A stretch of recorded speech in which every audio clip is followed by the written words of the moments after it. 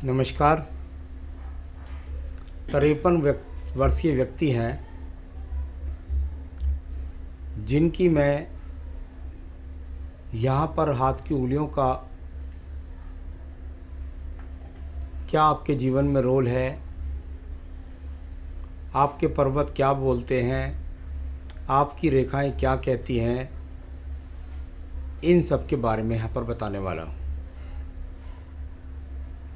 सबसे पहले बात कर लेता हूँ मैं यहाँ पर आपकी सबसे छोटी कनिष्ठा उंगली के बारे में।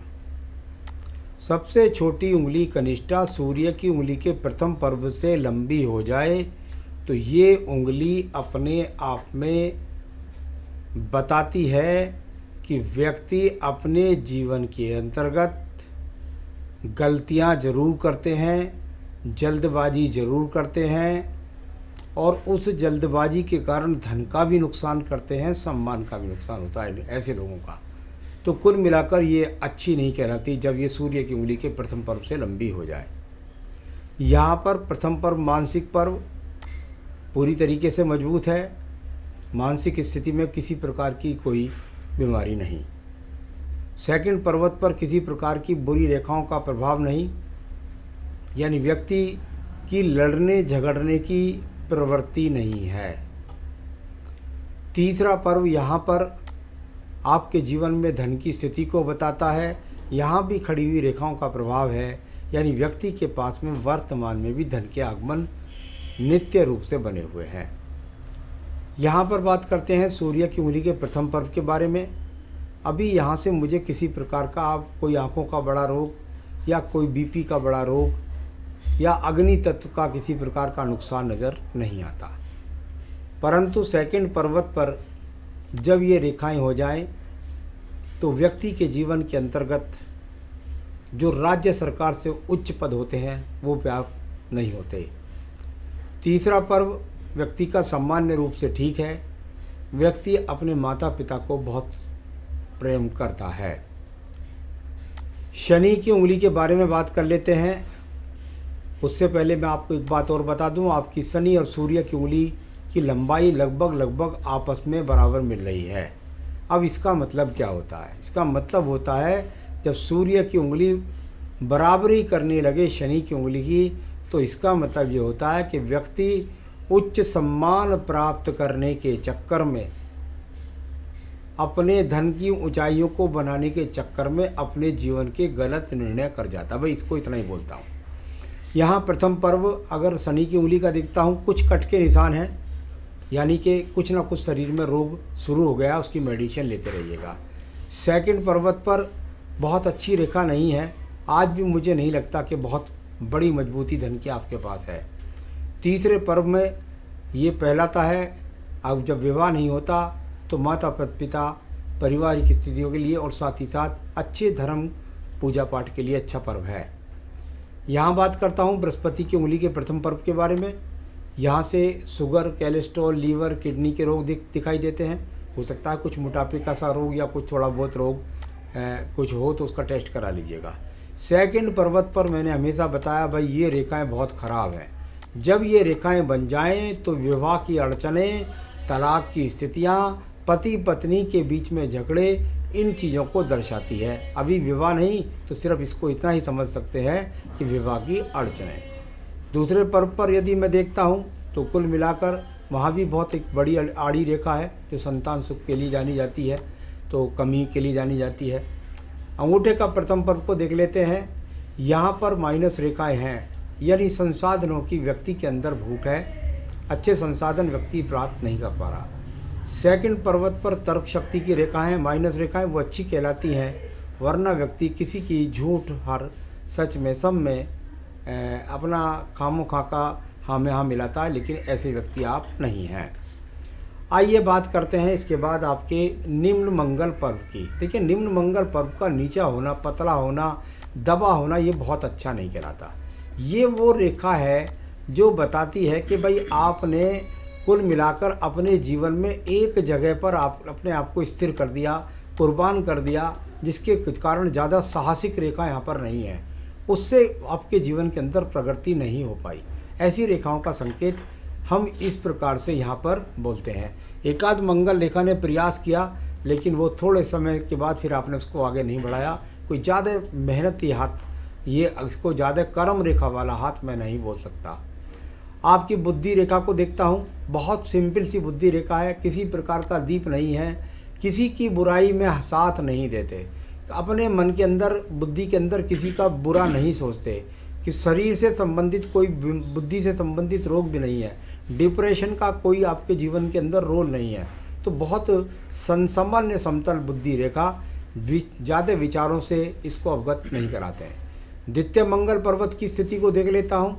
यहाँ से कोई झगड़ा झंझट, कोर्ट कचहरी, मुकदमा, इस तरह की स्थिति यहाँ पर कोई दिखाई नहीं देती। तो यहाँ बात करता हूँ अब आपकी हृदय रेखा के बारे में।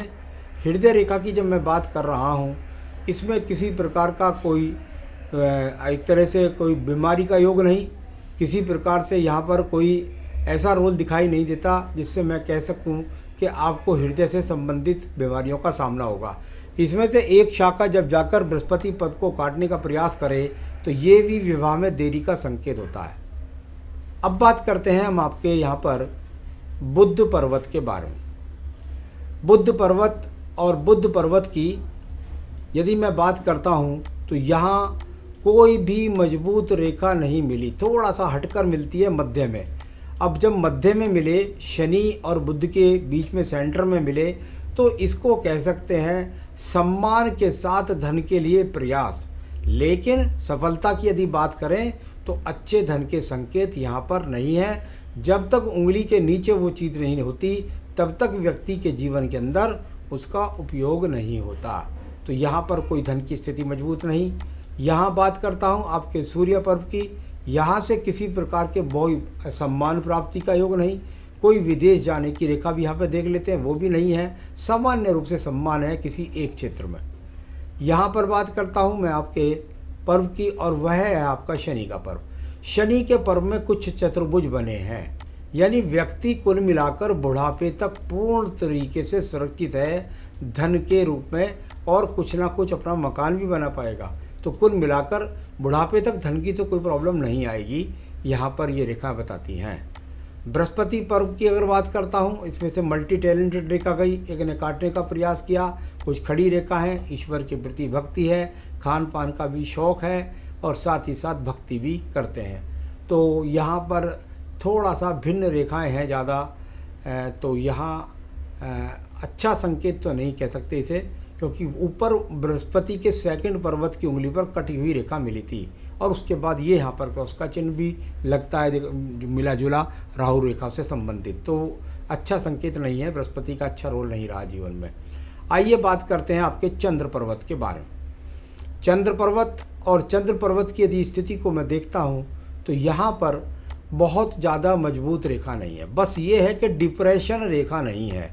ये रेखा किसी तरह से भी विदेश रेखा के रूप में नहीं जानी जाती, सिर्फ और सिर्फ ऊपर की तरफ देखती हैं।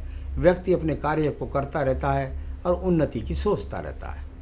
अब बात करते हैं हम आपकी भाग्य रेखा के बारे में। भाग्य रेखा और इसका स्वरूप बिल्कुल जड़ से निकला और ये यहाँ चला गया, थोड़ा सा एक शाखा का परिवर्तन हुआ, उसके बाद ये दूसरी शाखा ऊपर को चली गई। यानी कुल मिलाकर अगर मैं कहूँ तो जीवन में व्यक्ति बहुत जल्दी कम उम्र से ही अपने पैरों पर खड़ा हो गया और उसके बाद वो अपने जीवन में आगे बढ़ता रहा। मैं इसको ज़्यादा पीछे तक नहीं देख कर के, और इसको बहुत बुरी भाग्य रेखा तो नहीं कहता, लेकिन जो 52 वर्ष की स्थिति के बाद की स्थिति है उसमें धन से संबंधित कोई विशेष समस्या नहीं आने वाली है। शुक्र पर्व संसाधनों का पर्व, किसी प्रकार की इसमें लग्जीरियसता नहीं है, किसी प्रकार का चतुर्भुज नहीं है, किसी प्रकार के त्रिभुज नहीं है, कोई त्रिशूल या अन्य शुभ चिन्ह दिखाई नहीं देते। यानी कुल मिलाकर बहुत ज़्यादा लग्जीरियस जीवन नहीं है। आपके पास एक मंगल रेखा है, ये 2-3 हाथ से दिखाई दी मुझे, जो आपको अच्छा संकेत दे गई। और हाथ में देख लेता हूँ दूसरे वाले में भी, तो दूसरे प्रोजेक्टर में भी दिखाई नहीं दी, लेकिन यहाँ पर एक मंगल रेखा है जो आपके पास ये कवच का काम कर रही है आयु के लिए। वरना ये आयु रेखा जैसे यहाँ पर रुक गई है तो इसको ऐसा ना पढ़े, ये जैसे यहाँ तक की रेखा मैंने पढ़ी, इसके बीच में एक कवच रेखा ये 2 साइड से लगी, एक ये वाली और एक साइड से यहाँ से लगी।